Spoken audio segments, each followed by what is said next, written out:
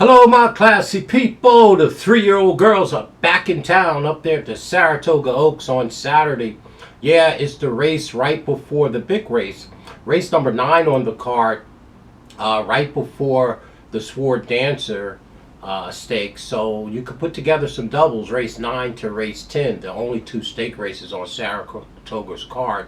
And they're both turf races going a distance of ground. Well, race number 9 is for 3-year-old fillies on the turf, a mile and 3/16, right? Very small field and unique field of 6. Going to give you our top 3 picks. It's, again, every horse in here, all the 3-year-old girls in here are all coming off of the top, what I call the top, right? I don't like to take fillies off of their top race, right? Don't mean they can't win the race. I just don't like to do that.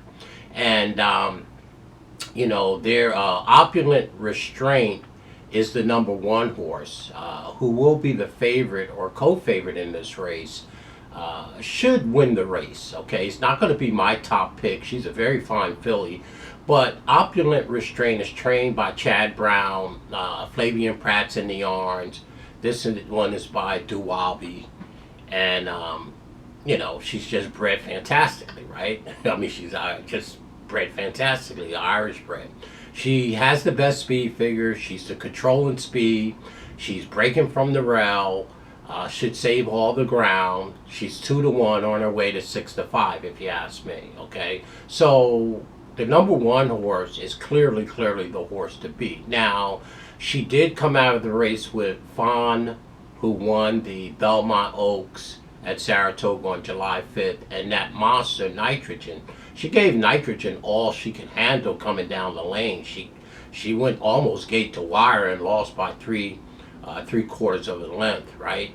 Joel Rosario was up on her that day, and this is where the musical jocks come into play. Flavian Pratt didn't ride. Flavian Pratt was on the eventual winner, Fawn. And now Rosario's off and Pratt is on because it's Chad Brown. Okay, that's fine. But again, she was 19-1 against those horses, and rightly so. But today, there is no Fawn in here, and there's no Nitrogen in here, and it looks too easy, and it probably is. So again, she has the fastest speed figure going into the race.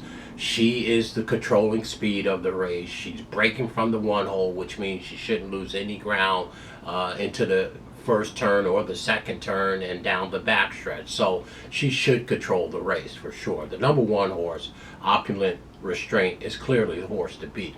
I'm going to fade her to second because I'm going to look for a little more value for my money anyway. She's 2-1. I think she'll be 6-5 or maybe even less once they read Nitrogen in her running line, right? Because everybody knows Nitrogen, who she is. I'm going to go to a filly that I think needs a breakthrough race. The number 5 horse, Totally Justified, right? She needs a break, right? Totally Justified, trained by Rusty Arnold. Manny Franco had ridden her as a 2-year-old and had won stake race with her, rode her in the Breeders' Cup Juvenile Turf, and also in the Appalachia Stakes for sure.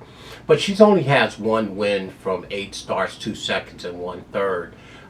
She needs a breakout race. Now, she came out of that regret race with Vaughn, who beat her the last 2 times, and she came out of the Belmont Oaks where the number 1 Opulent Restraint came out of, right? She had no answers for Opulent Restraint. She ran second and then faded by 7th, right? So she's coming in on an off race. Her best race to date is 2 back on May 31st. I like that, okay? So here's one of the only fillies, or the only filly that I see coming into this race off of an off race. In other words, not off of her top race. I just like to bet fillies like that, right? Everybody knows I love filly racing and mares, so I'm always trying to figure some little thing out about them. And I just don't like to take fillies coming in off the top race. Now, there's nothing wrong with that as long as they have enough time in between. But I've seen too many of them regress off of a top effort. So I'm going to take the number 5, Totally Justified, Rusty Arnold. I think she needs a breakout race. She's by Justified with an asterisk, the Triple Crown winner. And on the back end, bred very nicely, Grandsire's Galileo. So that's really, really good. Manny Franco's being reunited with her, and he does know this filly, having rode her 4 of the 8 times that she's ever run. So I'm going to give her a chance, and she's got a great value at 6-1. So why do I like her? I think she is the second speed behind the number 1 horse, should be able to sit the trip. 2, she's not coming in on her top race, she's coming in on her off race, which means she has something to run back to from where I sit, and she's being reunited with Manny Franco. So I'm going to give her a chance for a value, and the fact that she's the second clear speed in this race. She should be sitting second behind Opulent Restraint down the backstretch, and maybe she can muster something to get by her. Okay, now it won't be easy because Nitrogen was all out to get by the number 1 horse, Opulent Restraint. So it won't be easy getting by her. Okay, that's for sure. Or maybe the number 1 horse with Flavian Pratt in the arms, missed a break. As good as he is, he missed a lot of breaks, y'all. And I'm not kicking his back in. We all know he's a world-class rider, but Flavian Pratt misses a lot of breaks. But anyway, that's for another day, another subject. So my top pick here is going to be Totally Justified.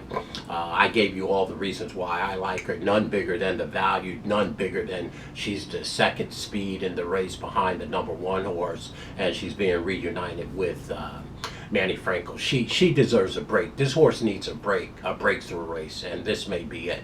So our top pick is the number 1.